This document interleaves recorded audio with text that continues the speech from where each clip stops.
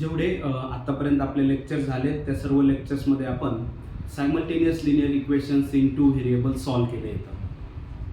भरपूर वेगवेगळ्या मेथडनी भरपूर सायमल्टेनियस लिनियर इक्वेशन्स सॉल्व्ह केले येतं. वेगवेगळ्या मेथड्स वापरल्या येतं. ॲक्च्युली 3 मेथड्स होत्या. पहिल्या मेथडमध्ये आपण व्हेरिएबल इलिमिनेट करतो, कोएफिशियंट सेम करून व्हेरिएबल इलिमिनेट करतो. त्याचा यूज करून आपण एक्स अँड वायच्या व्हॅल्यूज फाइंड आउट केल्या. दुसऱ्या मेथडमध्ये ग्राफिकल मेथड आहे, ग्राफ ड्रॉ करायचा आणि 2 लाईन कुठे इंटरसेक्ट होतात तो पॉईंट ऑफ इंटरसेक्शन काय असतो आपलं सोल्युशन असतं. नंतर क्रॅमर्स रूल्स. तर ह्या सर्व मेथडनी एक्झाम्पल्स आपण सॉल्व्ह केले आहेत. तर हे सर्व झालं सॉल्व्ह करून. आता काय पुढं, तर हे जे आपण सायमल्टेनियस लिनियर इक्वेशन सॉल्व्ह केले आहेत त्याचं काय ॲप्लिकेशन आहे, त्याचा काय उपयोग आहे, काय फायदा आहे. तर आजच्या लेक्चरमध्ये आपण बघणार आहेत ॲक्च्युली त्या सायमल्टेनियस लिनियर इक्वेशन्स सॉल्व्ह करण्याचे काय फायदे आहेत, तर त्याचं ॲप्लिकेशन्स आहे ते आज आपण बघणार आहेत. तर आजचं जे आपलं आर्टिकल्स आहे, जो टॉपिक आहे त्या टॉपिकचं नाव आहे हे आपलं, ठीक आहे, application of linear equations in two variables.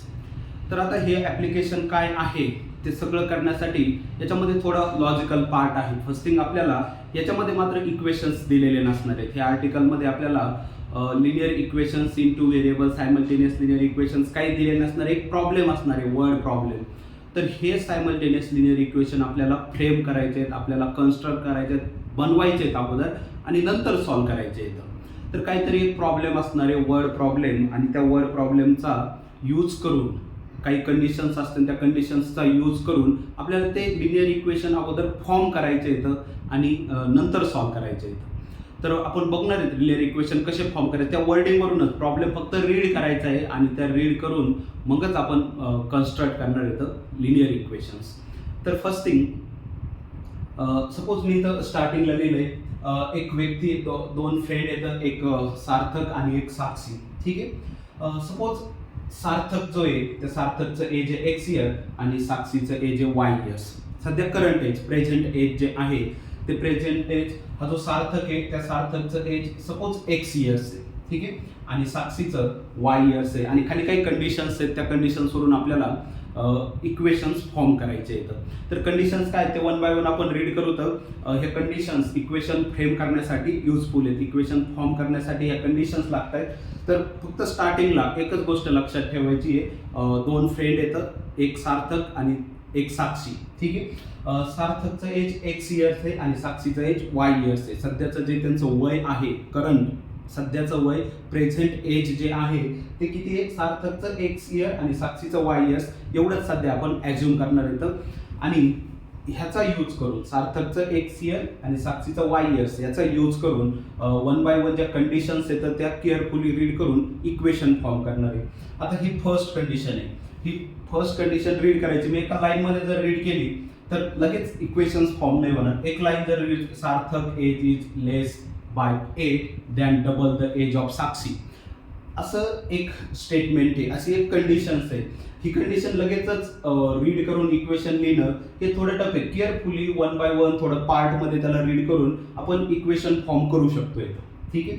तर आपण हीच लाईन एकाच वेळेस सर्व लाईन रीड न करता थोडं शॉर्ट, ह्या लाईनला शॉर्ट पार्टमध्ये रीड करून आपण इक्वेशन फॉर्म करणार आहे. आता पहा, सार्थक एज इज अ लेस, एवढंच जर मी रीड केलं, सार्थक एज इज अ लेस, सार्थकचं वय कमी, सार्थक एज इज लेस, याचा मिनिंग काय होतो, सार्थकचं वय कमी आहे. ठीक आहे.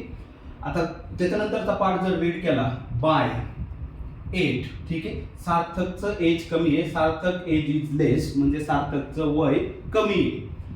बाय 8 नी कमी आहे, 8 वर्षांनी कमी आहे. आणि कशापेक्षा, तर दॅन, कशापेक्षा, than double the age of Sakshi, साक्षीच्या वयाच्या डबल पेक्षा.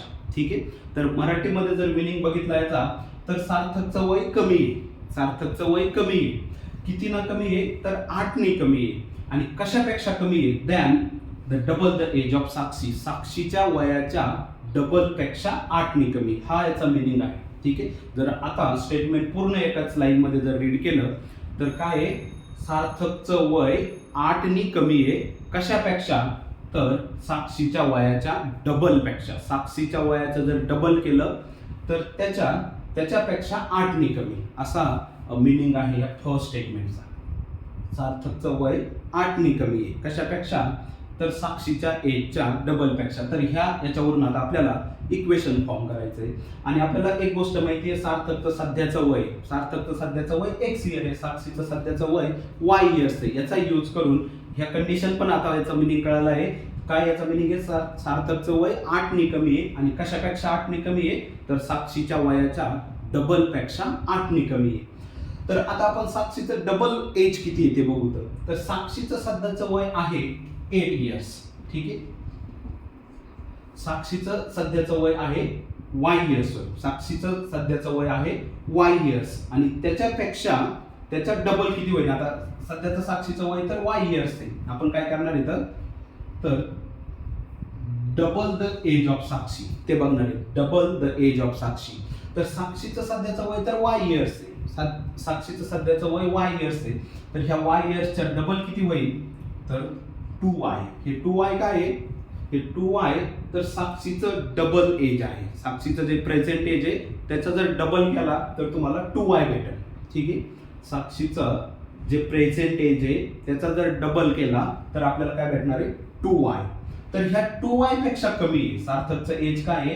ह्या 2y पेक्षा कमी आहे. आणि किती ना कमी आहे? तर ह्या 2y पेक्षा 8 ने कमी आहे. म्हणजे ह्या 2y मधून जर 8 सबट्रॅक्ट केले, ठीक आहे, ह्या 2y मधून जर 8 सबट्रॅक्ट केले तर मला भेटणार आहे मग सार्थकचं एज. आणि सार्थकचं एज आहे x इयर्स. हे इक्वेशन कसं फॉर्म केलंय? आता हे linear equations in two variable. याला जर लिनियर इक्वेशन कसं लिहिणार आहे? हा 8 राईट हँड साईडला शिफ्ट करा आणि x जर लेफ्ट हँड साईडला शिफ्ट जर केला तर -x + 2y = 8 होईल. तर ते आपल्याला मॅथमॅटिकल स्टेप्स येतं, त्यानंतर आपण बघू. पण हे इक्वेशन कसं आलंय? तर फर्स्ट थिंग मी काय केलं? डबल द एज ऑफ साक्षी हे फाइंड आउट केलं. डबल द एज ऑफ साक्षी का? ते कशासाठी लागत होतं डबल द एज ऑफ साक्षी? साक्षीचं वयाची डबल काय होईल? साक्षीच्या वयाची डबल काय होईल हे मला कशासाठी लागत होतं? तर सार्थकचं एज त्या डबल पेक्षा 8 ने कमी आहे त्याच्यासाठी. मग मला साक्षीचं डबल एज किती हे बघावं लागेल. सध्याचं जे वय आहे त्याच्या डबल किती होईल ते मला बघावं लागेल. तर साक्षीचं सध्याचं वय वाय इयर्स आहे. मग तिचा डबल काय होईल? तर 2y होईल. त्याला 2 ने मल्टिप्लाय केल्यानंतर डबल भेटत असतं. तर हे झालं साक्षीचं डबल एज, सध्याच्या वयाची डबल. आता हे सध्याच्या वयाची जी डबल आहे, त्याच्यापेक्षा 8 ने कमी आहे. काय 8 ने कमी आहे? तर सार्थकचं एज. म्हणजे ह्या डबल मधून जर 8 सबट्रॅक्ट केले, ठीक आहे, 8 सबट्रॅक्ट केले तर मला सार्थकचं एज भेटतंय. त्यामुळे मी काय केलं? डबल मधून 8 सबट्रॅक्ट केलं आणि मला काय भेटलंय? सार्थकचं एज. तर हे झालं linear equations in two variable. याला आपल्या स्टँडर्ड फॉर्म मध्ये पण लिहितं. हा जो x आहे राईट हँड साईडला तुम्ही लेफ्ट हँड साईडला शिफ्ट करतोय तो -x होईल. हा 2y ॲज इट इज आणि हा जो -8 आहे तुम्ही जर राईट हँड साईडला शिफ्ट केला तर तो +8 होईल. तर हे झालं linear equations in two variable. Linear equations in two variable हे लिनियर इक्वेशन इथून फॉर्म झालंय फक्त ह्या एका कंडिशनवरून. पण आपल्याला आपण स्टार्टिंगला काय अजून केलं तर हे पण इम्पॉर्टंट आहे. हे पण जे आपण ज्यावेळेस आता एक्झाम्पल सॉल्व्ह करायला स्टार्ट करू त्यावेळेस मला ह्या काही गोष्टी स्टार्टिंगला ॲज्युम करावं. Suppose the age of Sarthak is x years, suppose the age of Sakshi is y years, असं आपल्याला ॲज्युम करावं, असं मानावं लागेल. त्या सार्थकचं एज x इयर आहे, साक्षीचं वय y इयर्स आहे असं आपण समजू. आणि त्याच्यानुसार कंडिशननुसार काय इक्वेशन्स बनते येतं ते फ्रेम करायचे आणि नंतर सॉल्व्ह करणं तर नंतरची गोष्ट आहे. सॉल्व्ह करणं ही नंतरची गोष्ट आहे. सध्या तर आपल्याला हे इक्वेशन फ्रेम करायचे आहेत आणि ते कसे फ्रेम करायचे ते आपण बघतोय. ठीक आहे, आता आपण येऊ ह्या सेकंड कंडिशनवरती. ठीक आहे, first thing condition carefully read करायची, त्याच्यानंतरच आपण इक्वेशन फॉर्म करू शकतो इथं. तर कंडिशन काय आहे? द सम. तर याचा मिनिंग फर्स्ट थिंग कळायला पाहिजे. द सम, सम म्हणजे बेरीज. ठीक आहे, द सम आणि बेरीज कशाची बेरीज?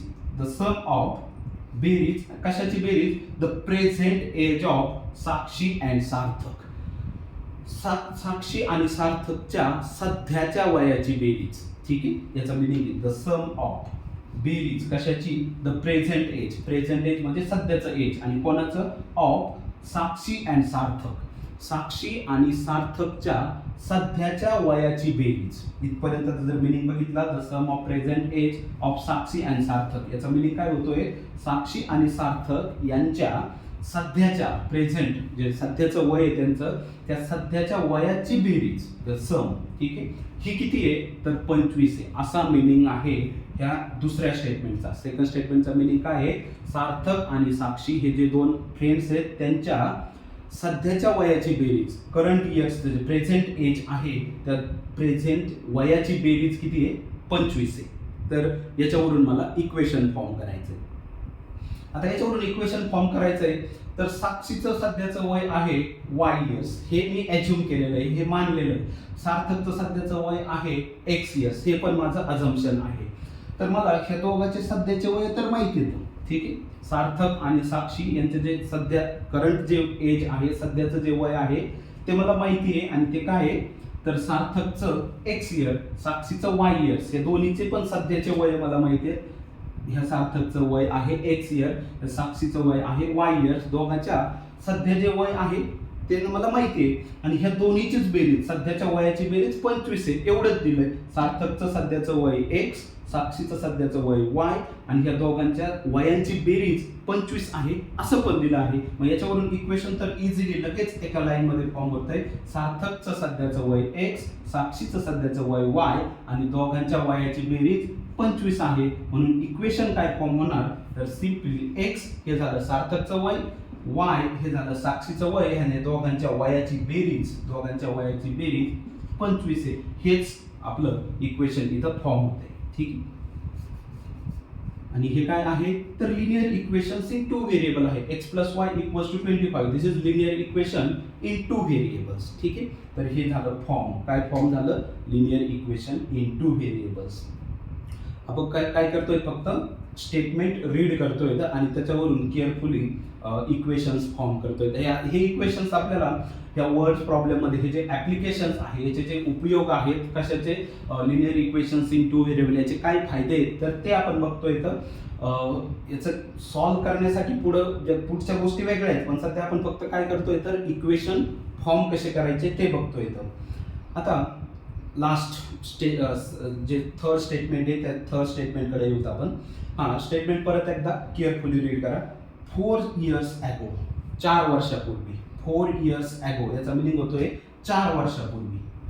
4 years ago 4 वर्षापूर्वी काय आहे तर 4 वर्षापूर्वी साक्षीचं एज, 4 वर्षापूर्वी काय आहे तर साक्षीचं वय वॉज होतं किती होतं तर 3 years लेस होतं, 3 वर्ष कमी होतं.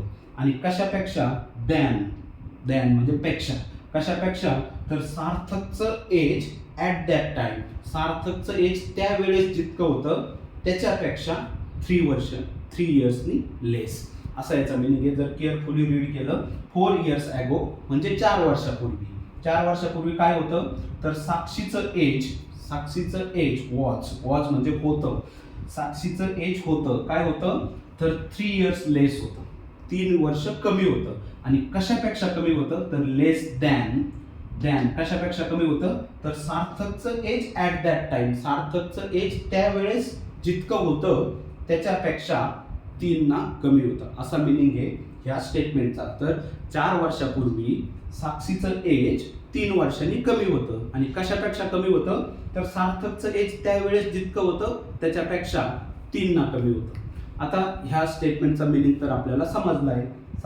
4 वर्षापूर्वी काय होतं, 4 वर्षापूर्वी काय होतं तर साक्षीचं एज 3 वर्षांनी कमी होतं. आणि कशापेक्षा कमी होतं तर सार्थकचं एज त्यावेळेस जितकं होतं त्याच्यापेक्षा 3 वर्षांनी कमी होतं. तर हे मिनिंग आहे. सध्या काही गोष्ट आपल्याला माहिती आहे तर आपल्याला सार्थक आणि साक्षीचे सध्याचे वय माहिती येतं. सार्थकचं सध्याचं वय एक्स इयर आहे, साक्षीचं सध्याचं वय वाय इयर्स आहे. आता याच्यावरून पहा, कशावरून सध्याच्या वयावरून सार्थकचं सध्याचं वय एक्स इयर आहे. मग 4 वर्षापूर्वी ह्या सार्थकचं वय किती असेल, ठीक आहे. सार्थकचं सध्याचं वय किती आहे एक्स इयर्स आहे, ठीक आहे. मग 4 वर्षापूर्वी सार्थकचं वय किती असेल तर याच्यामधूनच 4 वजा करावं लागतील, तेव्हा मग काय भेटेल मला सार्थकचं वय 4 वर्षापूर्वी किती होतं ते भेटेल. सध्याचं वय तर एक्स इयर आहे, 4 वर्षापूर्वी किती होतं सध्याचं एखाद्याचं वय जर 20 असेल तर 4 वर्षापूर्वी त्याचं वय किती असतं 16 असतं, तर त्याच्यातून फक्त आपण 4 सबट्रॅक्ट करतो. मग इथं पण सार्थकचं सध्याचं वय जर एक्स इयर आहे, 4 वर्षापूर्वी किती होतं तर याच्यातूनच फक्त 4 सबट्रॅक्ट करायचं. तर मग याच्यातून 4 सबट्रॅक्ट केल्यानंतर मला काय भेटेल x-4. हे x-4 काय आहे तर हे आहे सार्थकचं वय, कधीचं 4 वर्षापूर्वीचं. ठीक आहे. आता मला साक्षीचं पण 4 वर्षापूर्वीचं वय लागतंय. ठीक आहे. आता साक्षीचं सध्याचं वय किती आहे y इयर्स आहे. ठीक आहे. साक्षीचं सध्याचं वय किती आहे y इयर्स. 4 वर्षापूर्वी तिचं वय किती असेल, याच्यातून परत 4 सबट्रॅक्ट करायचं आहे. तर याच्यातून 4 सबट्रॅक्ट केल्यानंतर मला भेटेल y-4. सध्याचं साक्षीचं वय आहे y इयर्स. 4 वर्षापूर्वी किती असेल तर याच्यातून 4 सबट्रॅक्ट करायचे म्हणजे y-4 इतकं. हे जे वय आहे y-4 हे काय आहे तर साक्षीचं वय, पण कधीचं 4 वर्षापूर्वीचं. हे x-4 काय आहे हे सार्थकचं वय, पण कधीचं 4 वर्षापूर्वीचं. का तर सध्याचं x आहे सार्थकचं, सध्याचं y आहे साक्षीचं, म्हणून 4 सबट्रॅक्ट जर केले तर मला काय भेटणार आहे y मधून 4 सबट्रॅक्ट केले तर साक्षीचं 4 वर्षापूर्वीचं वय. इथं 4 जर सबट्रॅक्ट केले तर सार्थकचं 4 वर्षापूर्वीचं वय. आता मला इथं बघायचंय काय इथून इक्वेशन बनतंय. हे मला भेटलंय सार्थकचं 4 वर्षापूर्वीचं वय, हे भेटलंय मला साक्षीचं 4 वर्षापूर्वीचं वय. आता ह्याला आपण कनेक्ट करू. तिथं काय सांगितलंय 4 वर्षापूर्वी काय झालं होतं, साक्षीचं जे वय होतं म्हणजे हे वय, साक्षीचं जे वय होतं हे वय 3 वर्षांनी कमी होतं. कशापेक्षा, सार्थकच्या त्यावेळेसच्या 4 वर्षापूर्वी जे सार्थकचं वय होतं त्याच्यापेक्षा. म्हणजेच आता पहा मला इथं काय भेटलंय साक्षीचं 4 वर्षापूर्वीचं वय, इथं काय भेटलंय सार्थकचं 4 वर्षापूर्वीचं वय. आणि कंडिशन काय सांगितली आहे तर साक्षीचं जे वय होतं 4 वर्षापूर्वी ते काय होतं 3 वर्षांनी कमी होतं. म्हणजे हा नंबर काय आहे 3 ना कमी आहे. कशापेक्षा, याच्यापेक्षा. हा नंबर y-4 3 नी कमी आहे याच्यापेक्षा.